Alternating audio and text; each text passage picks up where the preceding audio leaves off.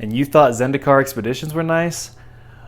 Little did we know we had just begun. Look how far we've come from Amonkhet invocations. We now have these Strixhaven mystical archives that are unbelievably beautiful. So let's dive on in. Steven with Magic Metal Money, thanks for tuning in.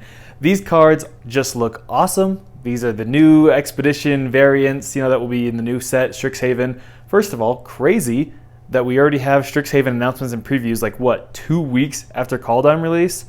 If Kaldheim release already wasn't doing poor enough, even Wizards is saying, forget the old. Let's be in with the new. Let's get the hype train already moving on. Next station, please. Whatever, that's beyond me with the timing of this, but let's just dive in. These are awesome, all right? They're just beautiful. We're going to look at the cards here in just a second, but big thing to note, these are super, super common. They're in every single booster. There's going to be at least one of them. So obviously, they're going to start off with the most beautiful ones and, tease us with a demonic tutor. Demonic tutor, probably going to be hard to find. But the fact that you can open every single one of these, every single booster, every single pack is going to have one of these. That's really interesting, with the collectors having even more. They'll have 3 per pack. So these are going to be really common. I'm guessing that we're going to have some draft chaff as some of these that get these treatment. Much like the original showcase frames back with Throne of Eldraine, not all of the cards that receive this special treatment are going to be just absolute constructed staples, but there are 63 of them, so obviously we're going to have some powerhouse cards. But what's different, is that we're combining. We're not just doing cards in this set. We're doing all types of cards, right? From all throughout time, spells from throughout the history of Magic, going all the way back to OG Alpha with the original Demonic Tutor, Swords to Plowshares, going back to Invasion with Opt. I'm sure there's going to be lots of others callbacks, so not all of these are going to be standard playable, meaning standard legal. But we're going to have some beautiful cards here. Let's dive on in and let's start looking at the ones we do have. Starting off with Demonic Tutor, this is absolutely beautiful. Here, we'll go over the Japanese versions in just a minute. There's quite a bit of differences, not just with the art, but some other things as well. But starting off, just looking at this, we have the extended art, right? So not the full art, but we do have these extended art on the wide sides, on the margins, on the sides. And the art here is just gorgeous. The sun in the background, which is a theme in all these cards, which is interesting, the sun and moon. But we see the sun in the background with the little pyramid floating, the demon's horns. We have this book here on the bottom left. If you don't have a book and a Demonic Tutor, come on, right? It's just so cool with all the detail, the binding, this leather-bound book with the sword running through it, even more interesting. This is really, really cool. There's a lot going on here. I love the homage to the original OG Demonic Tutor, right? Let's pull this up for just a second here. You can see here there's this little demon guy holding his book with a little volcano in the background. Now we flash back, of course, and we get this new one with obviously the demon with horns, classic, and then the book in the bottom left. And then it looks like in this black area here on the right side, this might be a little volcano. I'm not actually sure, to be honest, but I love that they pay some homage to the original DT. This is great, beautiful card. Jumping over to the Japanese version, wow, this is just stunning. Just the simplicity of the colors with just the black and white and red, really, really cool. I love this. This is gorgeous. The actual card itself does have something a little different, with the name of the card being in vertical text with a black background and white text, and then the rest of the card is black text with everything else within the card type and the rules text and everything. But this is just stunning. Absolutely gorgeous, just how raw this demon is with just the jagged teeth and the rippling muscles. This is awesome. Big fan here. Can't believe it.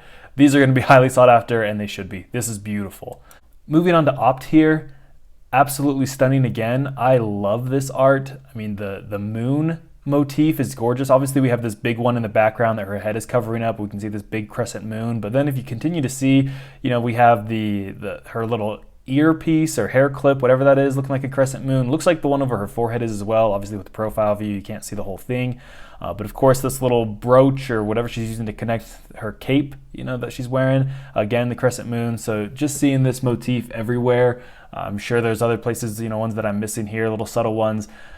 The tattoos with this like mystical teachings, this like ancient wisdom, this sage, super cool. I love these little mystical tattoos all along her arms, and of course the star that she's pointing to is gorgeous with all the exterior of it. There's the actual star itself, but then the design of the drawn out star and lines afterwards with this beautiful space going on. I mean, it looks like there's some type of explosion of a star or a white dwarf imploding or whatever this is, with just this beautiful universe behind her with these stunning pink colors. Big fan, absolutely gorgeous. Let's jump over to the Japanese version. Now, just the simplicity here is obviously pretty contrast to the other one. The original or the new opt in English with having all the space and all the explosion of color, and then you have just this beautiful simplistic blues and orange and red, and the sky in the background is so simplistic.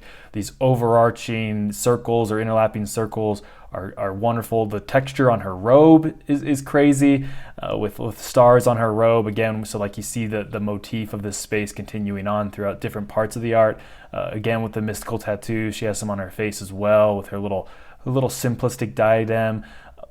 Stunning. I mean, this is absolutely gorgeous, and I'm a big fan of the original Invasion opt. I love my OG cards from playing back in the day as a kid, but I don't know. This really is special. This is something else. I could see this, replacing my Invasion opts, and these are stunning, just stunning. Interesting is that this opt is set at uncommon, and while every pack will have a mystical archive card, most of them will be common, and it seems like, hey, even with these special arts, they're not necessarily the same rarity as we're used to having with the actual card itself. So even something like an opt that's a common card is going to be a little bit more difficult to find.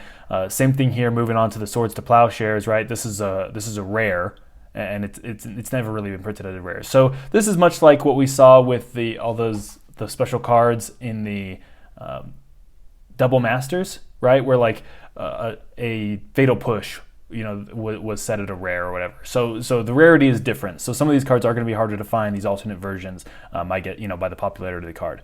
So let's jump into the Swords to Plowshares and take a quick look. Again, we see the Sun and Moon theme. So all three of these cards had this Sun and Moon. It'll be interesting to see if they all have this, or it just happens to be the three they demonstrated do, or maybe there'll be little sub cycles, right? So like one of every color. So the red and green cards, there'll be one of each also that have a Moon and Sun theme, and with the art itself, not sure, but really cool. Love that they're both here. I mean, this is awesome with this knight and the sword just disappearing. You can see the essence of the sword that no longer exists as she now has the plowshares. I mean, I love Swords to Plowshares just as a card. I mean, the flavor of this card has always spoken to me. I think it's one of the coolest designs, even if it's not the best design as far as like how powerful it is, that it exiles and that there's no real downside of having your opponent gain life. It doesn't even matter. You can have your opponent gain 20 life with Merit Lage and it doesn't matter. But regardless, the flavor of Swords to Plowshares has always been one of my favorite cards. Love to just collect these with different versions, and this is, again, beautiful. But let's jump over into the Japanese variant. Wow, lots of detail here, so a little bit different than the other Japanese cards so far. And there's more color variation, there's more detail on this one. With this samurai looking over the field. I love how the samurai, she's just pointing, like taking command still. Like a leader or a general saying, hey, look at this. Let's go and capture the corn or whatever.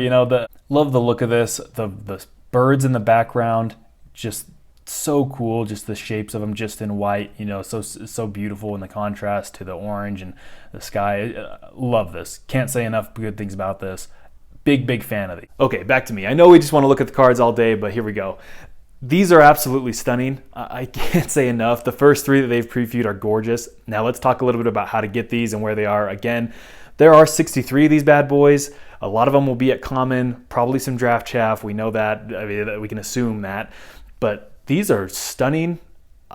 The fact that not only are there English ones, but there are also Japanese alternate variants. Think back to the Planeswalkers, right? The Japanese alternate Planeswalkers with War of the Spark. A little flashback there.